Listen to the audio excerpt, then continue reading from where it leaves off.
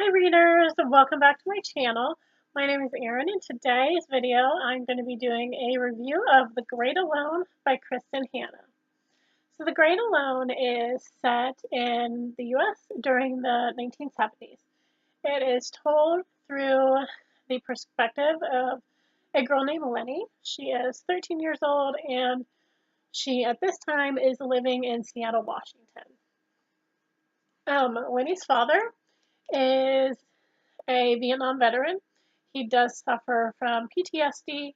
He was a prisoner of war for, I think, a couple years. It has been a little bit since I've read this book, probably like a month or so. But he, like I said, is a Vietnam vet, and he does suffer from PTSD.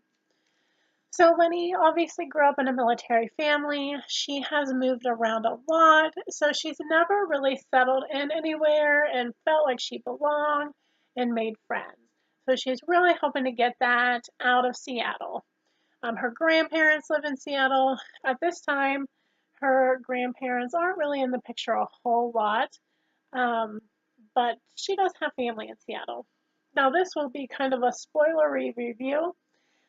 So if you have not read this novel and you would like to, I would suggest not watching this review, probably. Um, so things are kind of settling in for Lenny in Seattle, and her dad ends up losing yet another job. He has had this problem before. He is an alcoholic, and he does suffer from anger issues because of his PTSD. So he gets the bright idea to pack up the whole family and move to Alaska. Now, where they move in Alaska is very, very off the grid and very, very small. Um, so, like I said, they move to Alaska, and Lenny is not happy about this at first. She is really hating it.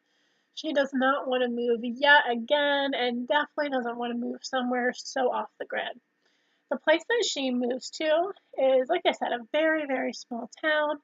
And when I say off the grid, I mean off the grid. No electricity, no running water, no like heat in the winter. And Alaskan winters are very brutal. They have an outhouse, so it's very desolate and very like the Great Alone. Um, so Lenny is really not feeling it, at first. She ends up going to school. The school that she goes to is extremely small, only has a few students in it, and only one other student is her age, and his name is Matthew Walker.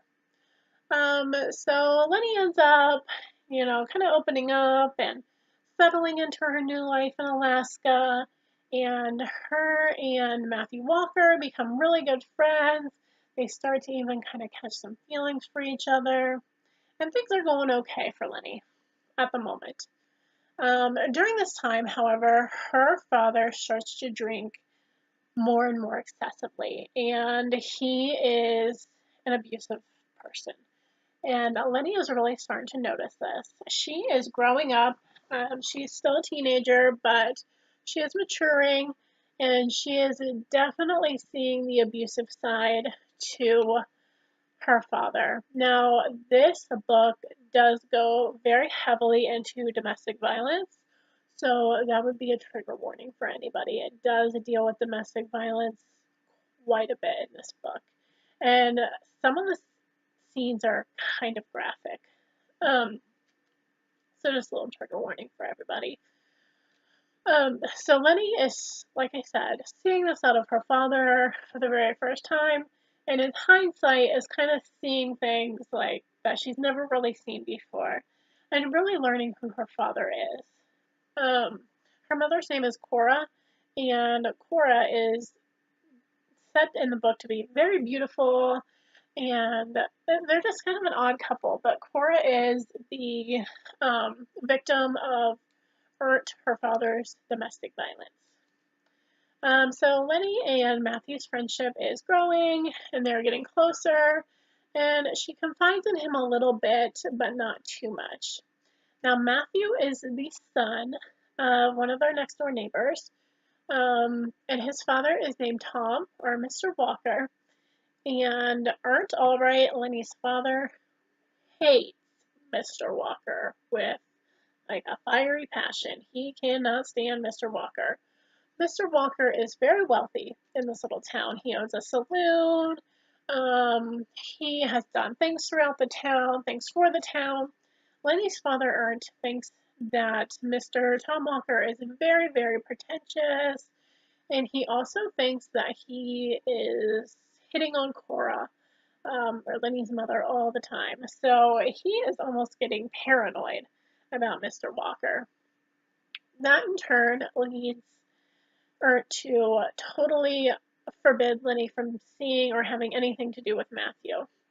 Then in turn, Lenny starts rebelling because she, only has Matthew as a friend there. He's the only boy in her school or any person in her school that is her age. So she starts rebelling. Her mother and her father have been catching her, or is still starting to drink even heavier. That's not a word. More heavily. It's been a long day, I'm sorry. More heavily. And he ends up building this whole wall around their entire property. Now, Ernst locks this wall from the inside out, and Lenny and Cora are locked in the house 24 hours a day. He wears the key around his neck, and they only go out when he says they're going out. They are literally locked in their home 24 hours a day. When he comes to Alaska, I really think that the countryside and the terrain and the off the gridness in general is going to be like her own prison. And then she starts to learn that her own home is her own prison. She is literally locked in her home like a prison 24 hours a day. Lenny still finds out or figures out ways to see Matthew, and she does get caught another time by her father, and for the first time in her life, her father becomes violent and abusive towards Lenny. Then her mother reacts in a very shocking way. You're really taken by surprise at the way she reacts. I don't want to give the whole book away, but things happen. Things start happening. There is another tragedy that occurs in the book shortly after, and they end up going back to Seattle to take shelter with Lenny's grandparents, who are Cora's mother and father, and they just kind of reinvent their lives there. Now, Cora's mother and father are very wealthy, and they've always been open to having Lenny and Cora in their lives, but they have never been a fan of Ernst. They just they don't like how he acts. So they're settling into their new life a little bit, and then something else happens. Like I said, I don't want to give the whole book away, but things start to happen. Eventually, down the road, as things start to happen, Lenny does end up going back to Alaska. Now, this book does have a happy ending. I don't want to give the book away, but it is a very good book. It is very detailed. The characters are developed really well. Some of the side characters, not so much. Some of them are kind of two-dimensional, but the main characters are very thought out, very well developed. The writing is beautiful. The writing is so engulfing. I would read this book like a few hours before I would go to bed, and I would literally have dreams about it. It is just takes you and you feel like you are in that world. Also, the way that Kristen Hannah depicts Alaska is almost like Alaska is its own character. You really feel like you are there, and you can almost, see it and smell it. It's very descriptive. It is just an amazingly written book. It is a very heavy read.